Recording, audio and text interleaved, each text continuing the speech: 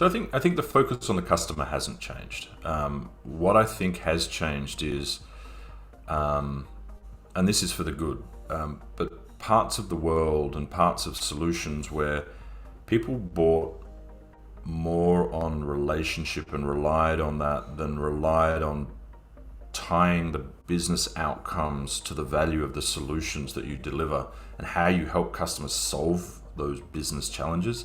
That's where I saw success. So here in Asia Pacific, our Australian team had done a really good job of building deep relationships with their customers and making sure they understood how they were going to drive outcomes to help those customers as they dealt with the pandemic, right? As suddenly having huge chunks of your workforce being remote. What does that look like? How do you build the tools to support them, to help secure them, to make sure that the platforms and the applications they need access to are there? And we kind of saw that three stage, right? There was the react, the evolve, and then the kind of move to that next phase of the way that business is now being done.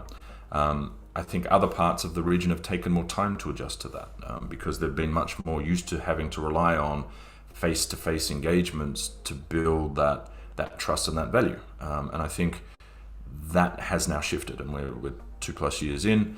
I think we've seen places like Japan and Korea shift for good around really understanding that value-based conversation, which aligns to the shift to subscription-based kind of services that we've seen across the board.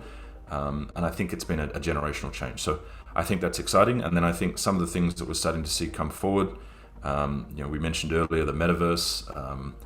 I remember a great story when I was in my Microsoft days. One of the NBA teams, their head of sales had come in for an executive briefing, and I was with the global leader, and we were sitting with this head of sales, and we were talking about it, and we talked about the CRM and how the generation of the tools and what that meant, and how it was feeding innovation, the data loops, and all those sorts of things. And he said, yeah, that's all good. He said, I really want to know more about HoloLens.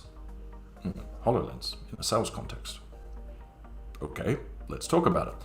And he goes, well, I sell sponsorships, branding, the ability to give your customer an experience for their customers, right? Coming into the suites and those sorts of things.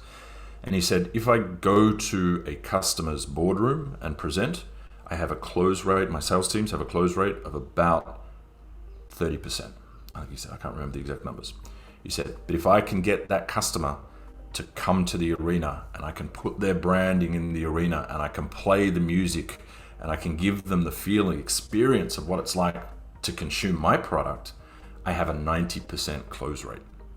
And he said, so if I can start to think about using virtual technology to create that same experience, I think I can improve my close rates. And I thought, wow, this is fantastic. This is not a use case anybody ever kind of thought about, but it's a real world applicable example in sports that would help that organization, generate more revenue, which is what we're all trying to do.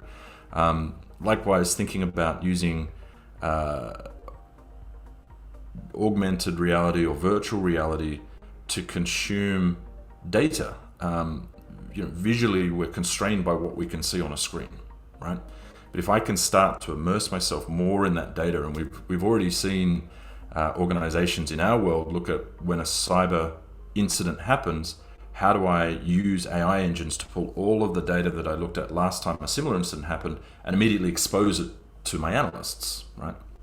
And those analysts have to then consume 20, 30, 40 dashboards.